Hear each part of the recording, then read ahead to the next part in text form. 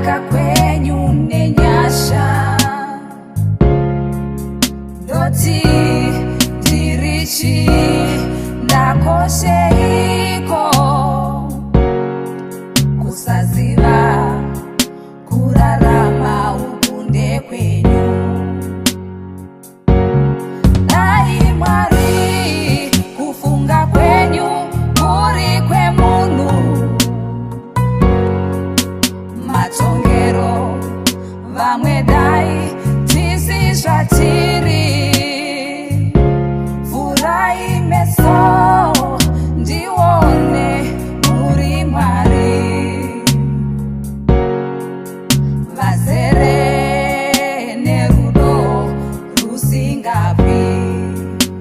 Oh, ndosiva handifanirishe handina iyo kodzero ndikafunga kukutadzira nguva dzose ndisina chinofadza chakanaka kwamuri nenguva mandinunura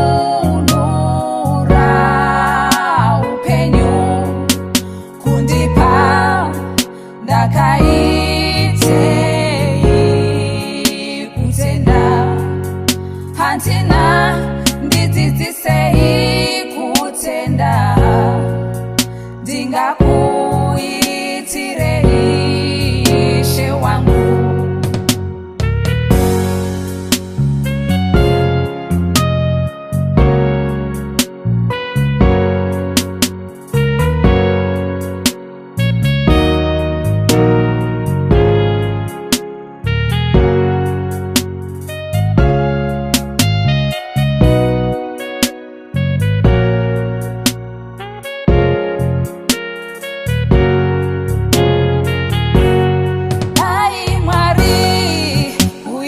Kwenyu kuri kwemunhu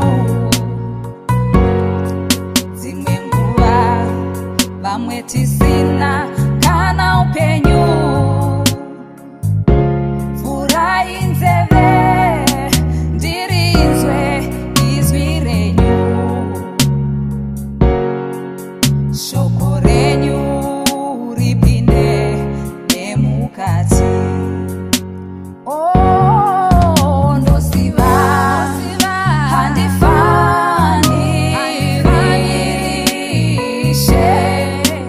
Handina iyo kodzero ndikafunga kukutadzira nguva dzose ndisina chinofadza chakanaka.